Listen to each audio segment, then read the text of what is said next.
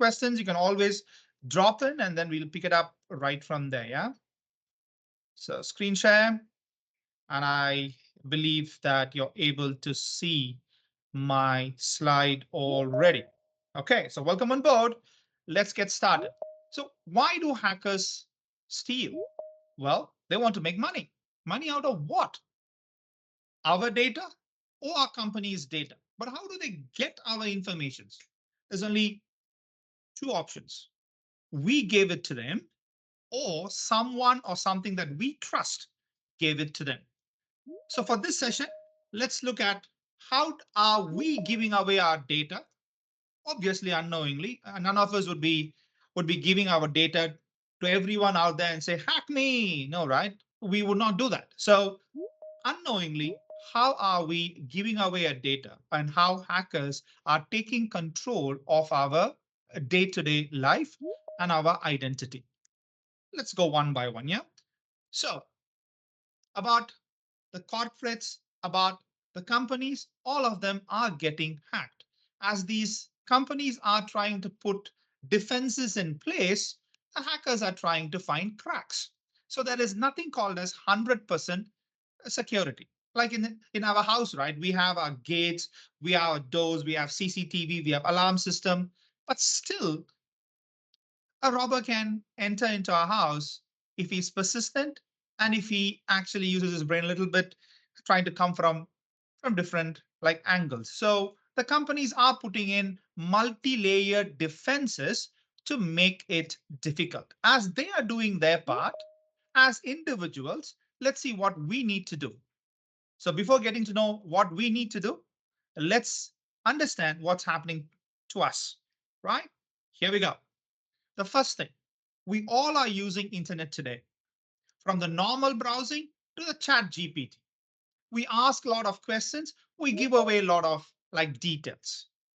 On internet, we call something called as internet footprint. Every website that you visit, okay, this is your tip number one of the day. Every website that you visit is capturing information about you and what you are looking for, which is in the form of cookies or collecting informations from the forms that you fill up. For example, you wanted to download a report. For your work, you're looking for some data. Okay, so you're going to browser, ask Uncle Google, you'll get the whole world coming to you, right? So you went in and you typed something to search for, and you found the report or the data that you were looking for. But to download, they are asking you to register. They're asking your first name, the last name, your email address, your company name, your phone number sometimes to send you OTPs. So they are like collecting your data to give a report that you wanted to download freely. So what's happening? We are giving our data. Now you can ask me, Clement, if I don't give my name or my email address, I'll not be able to get the download link, because these guys are smart, right? They're going to say you have to give me your valid email, without which you will not be able to download, because they're going to send that PDF document, for example, to your email address. Okay, makes sense? So you are forced in a way to give away your data. Now here is where the defense. Okay, so this is your problem, yeah? The challenge that you encounter day in and day out. Not every like website you visit daily, isn't it? Right? A research like shows more than like 60 to 65% of the time, we do not visit the same website again in our lifetime. Not today, tomorrow, in our entire lifetime. These websites are called as single touch point websites. And these website owners know about it. That is why they are trying to collect your information so that they can send in a lot of emails with advertisements and so on and so forth. So the moment you reach out to a website, the website will be trying to collect information about you by asking you directly or by reading it from your browser. So now, from the example that I was like sharing with you, you want to download something and you went to a website, and that website is asking you to fill up a form with your email address.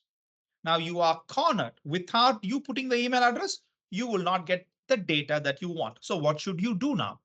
If you give away your email address, you're going to get a lot of spams and you might have a lot of scams coming towards you. So in this case, here is my defense, my tips for you. If you go to Uncle Google, okay, I've actually opened up everything and kept so that we can like finish the session in 45 minutes. If you go to Google and type disposable emails, you will find a lot of temporary emails. Now, use this only on websites that you're going to visit only once a year. Don't use this technique on your banking sites or your healthcare, insurance, and all the others. Okay, so if you want to go and download something urgently and they're asking your personal details, and we don't have to give it to them, yeah? So you can use temporary emails. Click on disposable emails and you will get a lot of these. Now I have actually opened one of them called as emailondeck.com and it created me a private email. You see that? Lucille at westopsb.com. So an email got created for me. It's a temporary email, which I can use it and throw it away. It'll automatically die or I can delete it right over here. So what I have done over here is I have used this email to register myself an account in a website. For example, in this website called as Maltego, there is a registration form for me to download something for free. But they're asking me to put my email address so that I can send an activation link to my inbox before they allow me to download and use this particular software. Correct? So now I gave this email in the form. Hence, the activation link has come here. You see that? I can click here and I got the link. I click on that link and I got the account activated and I got my download enabled without giving my informations, my name, nor my email address. Now you can come back and say, Clement, there are sites that ask us our phone number. Why? Because they're going to send an OTP to this phone number before they allow me to download a file. If that's what they're forcing you, I'll give you a solution for that too. Let's go back to Uncle Google and ask, hey, receive free SMSs. Not only you have temporary email addresses, you also have temporary phone numbers and you can select which country phone number you want. Yeah, so just can say receive free SMS and I've just opened up all of this right over here. See that? You can get a phone number from US, Canada, Philippines, Netherlands, Spain, Hong Kong, and you can go on, whichever country you want, pick up and you can use that number, right? You look at this one is more numbers. This is the Malaysian phone numbers. So you can give these numbers to receive your OTP. Now, your next question you might have is, okay, I've given this number. How do I check the OTP now? So for example, if I've given this United States number, I can click on open here. It will show me the messages as it comes. You see the whole world is using it 1 minute ago, 2 minutes ago. The reason why I told you not to use these temporary stuff for your banking or your any corporate website is because the whole world is going to see it. Okay, so only use these temporary emails, temporary phone numbers for those sites that you want to have a temporary access to get things done. Okay, so this is a simple stuff to reduce your footprint. Clear, guys? Disposable emails, disposable phone numbers. Don't be naive. Yeah, because the more you share, the more attack is going to come towards you. Yes, we all have been told in our kindergarten, sharing is what? Sharing is caring, correct? But the sharing is caring stops in kindergarten. If you bring that onto internet, you're going to get a lot of attacks your way. You may not be able to differentiate what is a genuine traffic and what is an attack, and you might be compromised. Clear with this? Okay, let's move on to the slide. I have some interesting stuff for you. Now, what you see is 3 QR codes. Now, let me tell you a story about this. Today, and particularly during COVID and after COVID, any restaurant we go, we get a QR code to scan. In some restaurants, they have actually put a plaster and they've actually stuck the QR code on the table. You go there, you scan, and you know exactly what to do. The moment you go into the restaurant, sit on the table, you know you have to scan the QR code. No one have to come and tell you that, isn't it? So QR code is there everywhere. And we are also paying using QR codes. So QR code has become part of our life. The only problem is we don't know what the hell is inside the QR code because it's black and white dot dot dots. Is that right? Can anyone of you tell me what is behind that QR code that is over here? You would not know. All we do is scan the QR code, it opens up a page, and we get things done.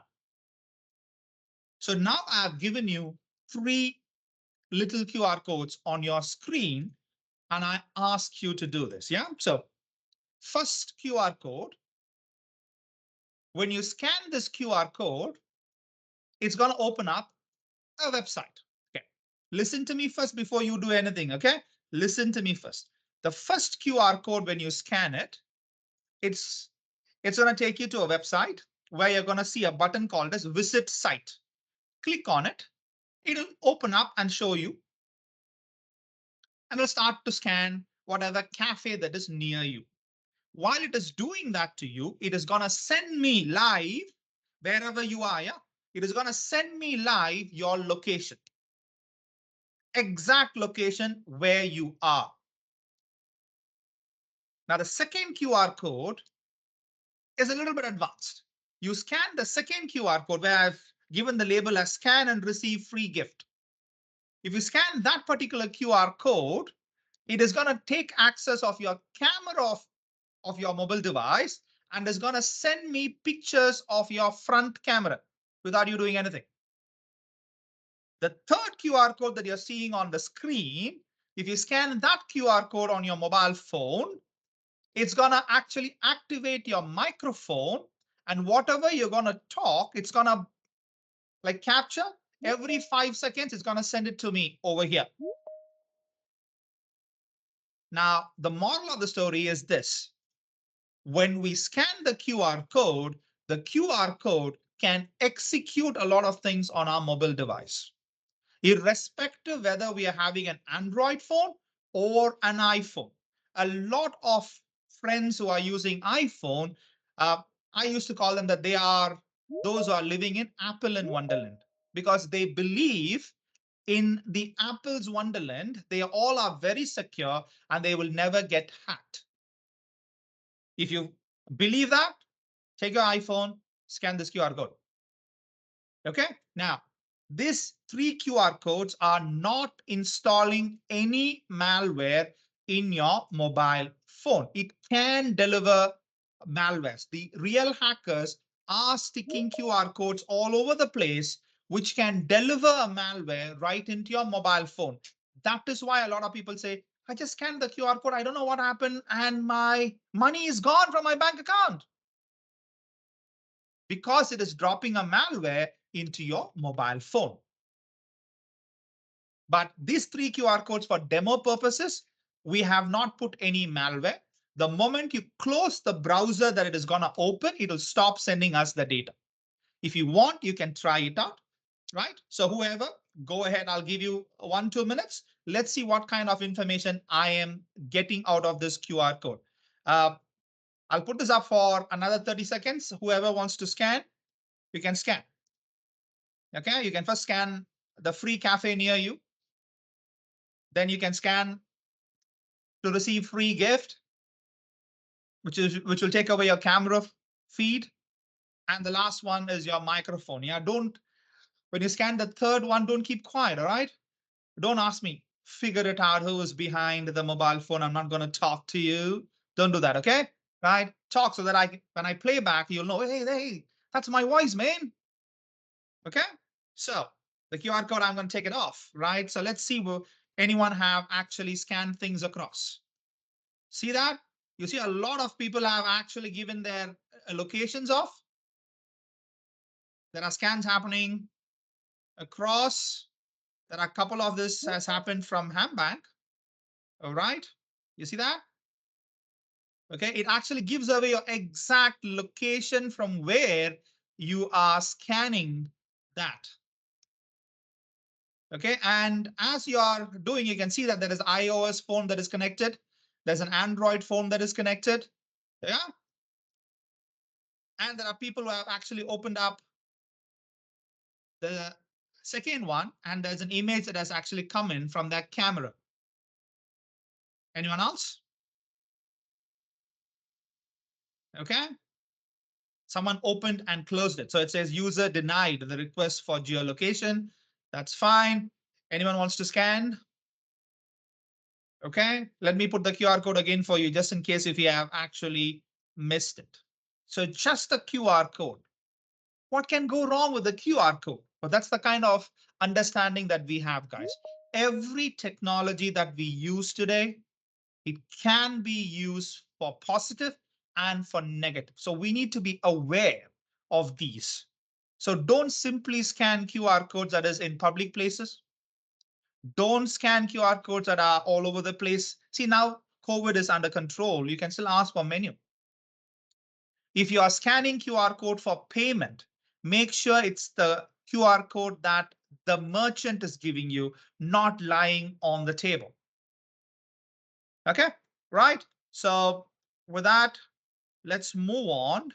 If there's anything that is coming, yeah, there is more Google Map stuff that's coming up. Someone from Kuantan, Pahang. Is that how your house looks like, buddy? Okay, right. Uh, that's another one, or nearby. Okay, it got few location shots coming in from wherever you are. You see that? Yeah. So pretty much stuff. Okay. Don't worry, there is no malware coming on your stuff. There's an audio file saved by someone who have actually opened up the microphone QR code. Yeah. So with these three QR codes that you have scanned, if at all you have scanned, be assured that there is no malware has come up. But after you have experienced it, close that browser window. Otherwise, it'll keep on sending the images to us over here. Okay, so I don't have to see what you are doing inside your house. Okay, wonderful. So let's pick up something. Okay, the images that has come up, it's running in my hacker machine in the back. You see that there's a lot of this that's actually picking up from people who's doing it. Let me quickly show you the images. And images that has come up. Okay, so you can see that all of that has actually come up over here. All right. What was that? Okay, right. Okay, I know her. I know her. You may not. I know her. Okay, right. Okay, great. So we have more friends coming up. You see that? Hi. Yeah, great. So wonderful. So this is images. Let's go on to sounds. These are some sounds that actually came from people who have opened up their QR code. So let me copy it onto my desktop. Okay. And then I'll open them up for you. Paste.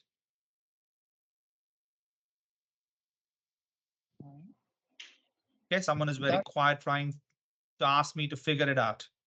Come on, guys, talk something. Actually, only the camera seems to be. Or is it because my speakers?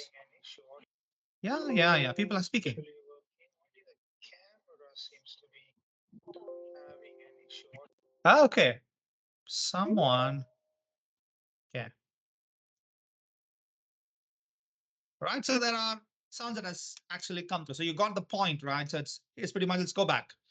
So careful with the QR code. The learning, the takeaway is careful with the QR codes. QR codes, wrong QR codes can get us into trouble. You might lose your data and you might lose a complete access of your mobile device if anyone drops a malware onto your mobile phone, they can totally control your life. You know why? Our mobile phone sleeps with us in our bedroom. We take our mobile phones into toilets, restrooms, bathrooms, everywhere. We have a lot of personal pictures in our mobile phones. Careful. QR code is an easy way to get into your life. Okay, let's move on. The other common thing that we hear is phishing, where people send you an email as if it is coming from bank or from other corporate entities like Facebook and other social medias. You believe that it did come from there. Why? Because you see the from address. The from address seems to be coming from Facebook. And then you open up the email. It looks like a Facebook email. It looks like a banking email, as if it has been sent from AmBank or any other banks, for example. Or it can be from LinkedIn or the others. Guys, let's take a very simple stuff. But before that, let me show you some samples. You look at this. These are some giveaways, whether it is a phishing email or not. The dear might be a very general, impersonalized greetings. Then definitely the email is going to tell you, act now, do it now. If you don't do it now, you're going to lose money. If you don't click now, you're going to lose your access to your account. So there must be something that says, do now, urgency, because they want you to click. Because once you have opened that email, next time you may not come and reopen it because you might forget it. So they want you to do something, call to action when you open that email. Yeah. So careful whenever you see an email which says as do it now, click it now. If not, you're gonna suffer or whatever. Yeah. So careful with those messages. And then they have a link. Whatever the link shows, not necessarily the truth. Move your mouse on top of that link and see where it is actually taking you. In this example, it says paypal.com, and the bottom you see it's going somewhere else. Yeah, so always validate and verify. Now look at this sample. Genuine, as if it's coming from LinkedIn. It didn't. We created it. Office 365. A lot of Office 365 people get emails as if it's coming from Office 365. iSecurity alert. Oh, we actually found someone trying to break into your account. Click here to go and change your password. Now you feel happy. Oh, Microsoft is trying to protect us. Now, how do you know it is actually coming from Microsoft or not? Yeah. So Netflix, iCloud from Apple. So these are all common entry points that they send email to you and you click on it and it opens up a page that looks exactly the same. You put your username and password, boom, your credentials are lost. Okay. Now, how do I defend? Very simple. For most of, or for all social media, websites or accounts, you definitely have a mobile app running on your mobile phone. And if there is a notification that they need to tell you something, it would have come in your notification of your mobile app, correct? Then why do you have to open up the email? So point number one, do not open any email that originates from your social media websites. Half the problem solved. Second, do not open any emails if it originates from unknown websites or any news channels and news websites. If you want, go and check out there on the news channels, not through your email. The third, generally banks don't send you an email. They don't, until unless you have signed up for e-statement. Only then you open, otherwise don't open. The same applies to your insurance and all the others. So only known emails you open, unknowns you don't. Even if it is known coming from social media, bank, or any other news channels, don't open. Don't click on the links. If at all you have to click on the link, check and confirm where the link is actually taking you. Now, let me take you to the next topic. In this era of artificial intelligence, Chat GPT can do a whole lot of stuff. A lot of people are talking about Chat GPT. Chat GPT is going to change the way the world is moving, man. AI is going to take over our jobs. Everything is going to change around us. Well, before it all happens, it's not going to happen overnight, isn't it? So as I told you, every technology comes with its plus and minus. So why am I talking about all of this? This is called as voice phishing. Now, let's take a scenario. You are in your office and you're working, or you are outside your office and you're traveling. Now you receive a call. You look at your mobile phone, the caller ID is your boss, your manager or your C level, your boss's phone number reflecting on your caller ID. What would you do? If you are in the holiday, you may not pick up, huh? But otherwise, you might just say, pick up.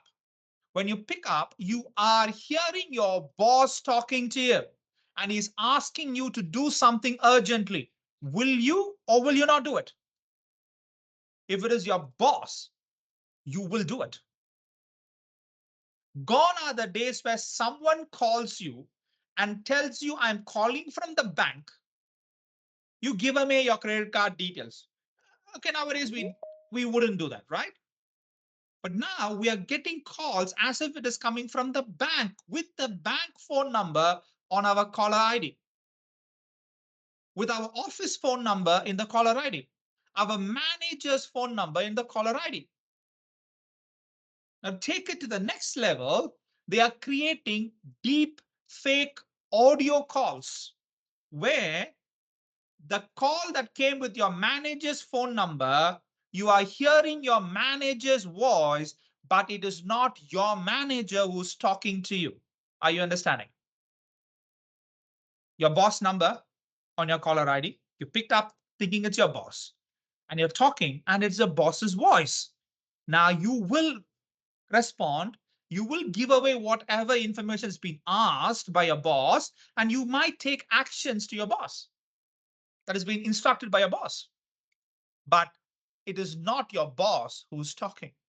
I mean, how is that possible? That's where technology comes in, guys. See, this one is called a spoof card. This is an app anyone can download, and you can make a phone call as if it is coming from anyone's phone number. And you can even send an SMS from anyone's number. So you get a a call, and the phone number that is coming up in the caller ID, not necessarily the actual person who is calling you. Okay, so everything have to be double confirmed. And here is this ultra realistic voice cloning. I'm giving you the site, okay, because it's a Descript/overdub. You can pretty much go to this website over the weekend. You can create a free account and you can talk and you can record your voice for 2 to 3 minutes. It will generate an AI synthesis cloned voice model of yours, 95% accurate. Then you type whatever you want, it will read it in your voice. Now, if I club these two technologies together, spoof card and overdub, I can now make automated phone calls with someone else's cloned voice. And this is what is happening already. Here are some news for you. Fraudsters cloned company director's voice in 35 million US dollar heist. A fraudster used artificial intelligence to mimic CEO's voice in unusual cybercrime case that lost around 220,000 euros. So these kind of attacks is already happening in UK and US, my dear friends. Attacks generally move the demographics. So it's coming towards us. It may already be here, little bit here and there, by you receiving a call as if they are calling from the bank. But this is going to get worsened with AI. So be careful. If you are an employee working for someone, even if it's your boss's voice telling you to do something that is against your SOP and your responsibility, don't do it. If your family member is the one who's calling you and asking you for an instant money, double confirm. Never redial the number back.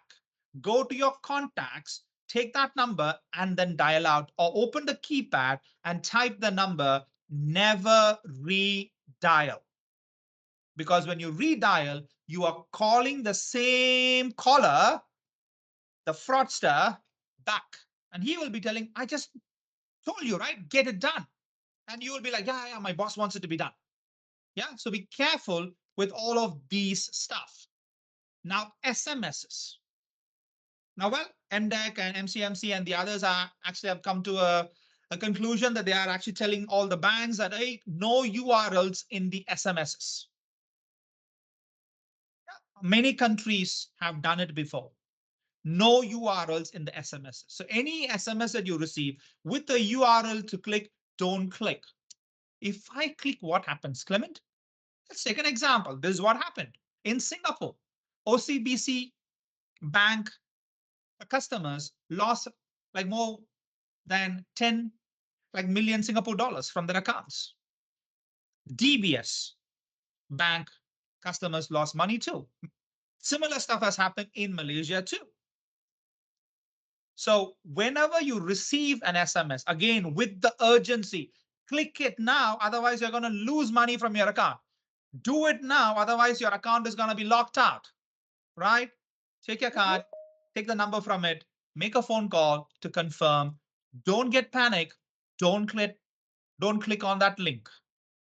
Okay. And do not call the phone number that is mentioned in the SMS. Always go by the phone number that's behind your card. See, guys, this is smishing. And another common thing that happens with people is they're using the computer as normal. All of a sudden, from the right bottom corner of your laptop, there comes a pop-up to say that you have been infected with a virus. Click here to download an antivirus. And you know that I already have an antivirus. What?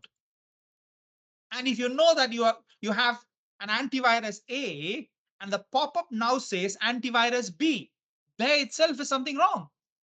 If you have not allowed something to scan your device, and if that something is coming and telling you, hey, some bad stuff is out there, then that thing that is telling you is the bad stuff. So don't fall for all this scareware.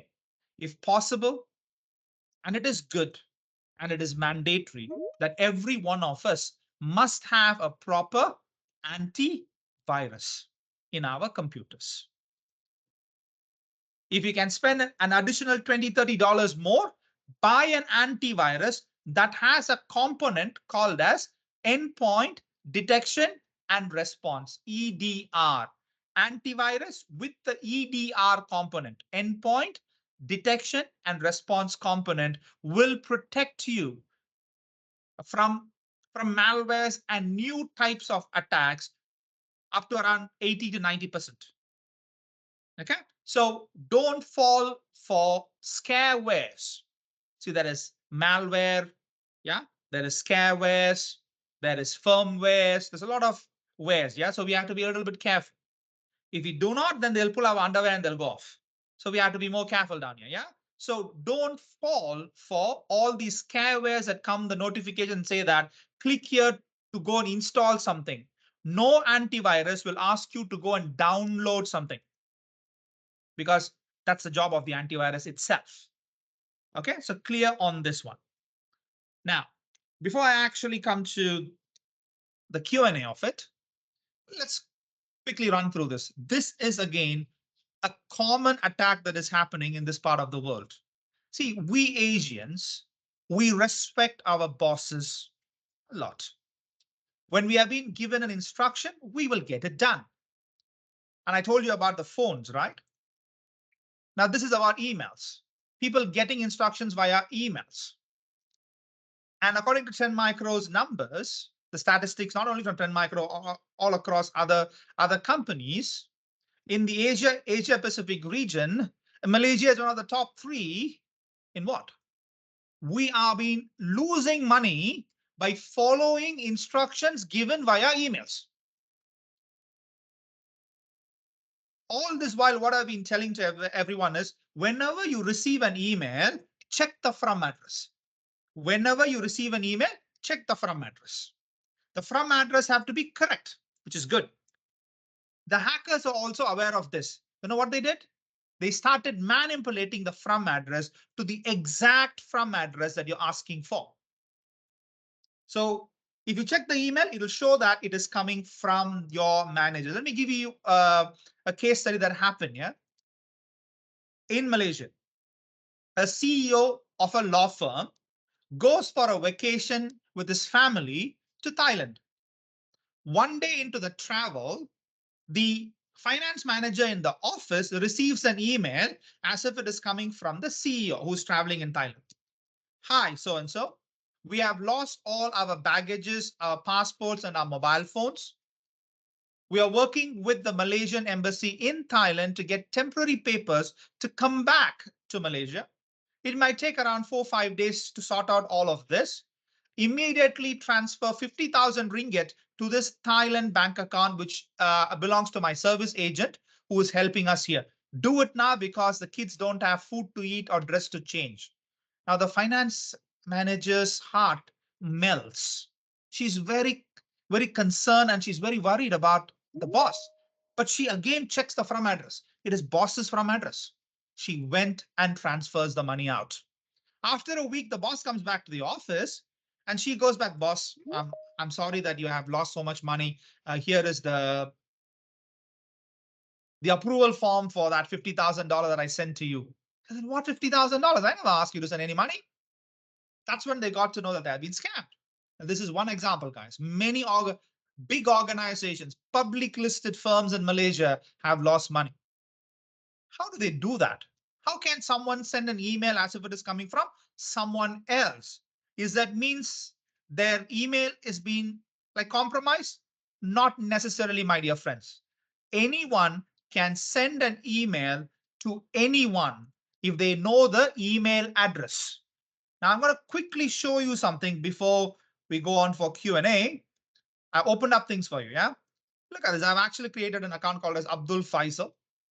Now I go to Google and type anonymailer, means anonymous emailer. Again, these are all of free services. Anyone can do this. See, gone are the days where we used to actually watch in English movies, right? Hackers are those that actually sit in the dark dungeon underground with a hoodie on their head, with a dim light, right? And typing a lot of zeros and ones with a Pepsi and a Coke on the table, with a pizza in a corner, with a rat running in another corner, and importantly, two pretty girls with long heels and tight jeans walking up and down. Now, all of that happens only in English movies. In reality, anyone can be a hacker. All of those demos that I showed you, it only takes 2 minutes each to set it up. Okay, not more than that, and you do not need any technical expertise. So don't think that hackers are the smart guys. Anyone sitting next to you can be one. Yeah. So anonymailer. So I actually opened it up. It'll say send prank emails, fake anonymous emails. You can put any person's from name, from email address to a person's email address over here. I'll just put @company.com. It can be any company name here. Okay, for this demo, I can put gmail.com. Okay, I can, Faisal Abdul327 at gmail.com. So what's happening over here? James John is sending an email to Faisal Abdul. Is James John sending this email? No, someone else. I am sending it out. And I can write whatever I want over here. And Faisal Abdul327 at gmail.com is correct, right? So I can say I am not a robot, and I can submit it across over here. So it can send out an email as if John has sent that email out. You look at that? Thank you. Faisal Abdul327 at gmail.com has received an email. You see that? Who sent it? James John with his profile picture. He didn't send it. So if you're only looking at the from address, you're going to fall for it. So if I go over here, since I did not pay the money, and since I use the free service from them, and since they want me to pay $97 to use their service, they put a lot of advertisements inside which gets flagged by Gmail. If I have a paid account over here, which you can, and there are a lot of such accounts out there, you will never get any of this. You will only see this. So if I only look at the from address, everything seems to be perfectly all right. You see that? james.john@gmail.com. So careful, my dear friends. Okay. Anything suspicious, any instruction that's not normal, not part of your SOP, not part of your responsibilities, validate and verify. Okay. Now, the last part of my slide deck is about password. Well, you would have heard a lot about passwords. Passwords are those that actually use as username. Passwords are the credentials to authenticate whether are you the right person to access your data. And we always have this problem. I can't remember password, Clement. This is something that I hear most of the time out there. People say, I can't remember password. But if you go and ask them, hey, which school did you go? They'll be able to tell. Who was your first crush in your school? They'll be able to tell. Where did you go for your first date in your life? They'll know, right? The college friends, everything we are able to remember. The only thing that we can't remember is the password. That's a problem. It's not that we can't remember password. We don't want to remember password. So here's my tip to you guys. Select passwords that you don't have to remember. Select passwords that you don't have to remember. Your problem is solved. You don't have to remember it. You're not understanding, right? So take a very simple example. Let's take a notepad down over here, yeah? And do you love your family? I believe all of us love our family. I love my family. Do you need to remember this? No, you know that. Yeah, so change this. Exclamation, L capital, O0, VE, just change one or two. You don't have to change everything. F, M, I, L, Y. You have a strong password. Minimum 8 characters, uppercase, lowercase, numbers, symbol. You have them all. Well, you believe in God? God bless me. Convert this. Inshallah. Praise the Lord. Go ahead.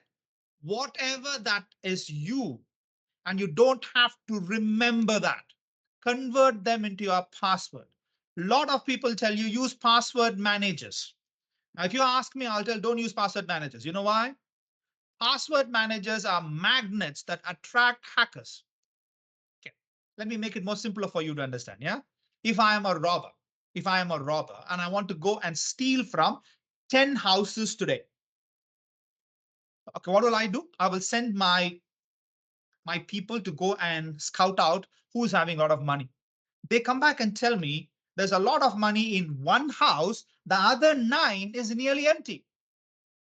Will I waste my time and money and effort to go and break into all the other 9 houses, or will I go straight to that one house where all the money is? Correct?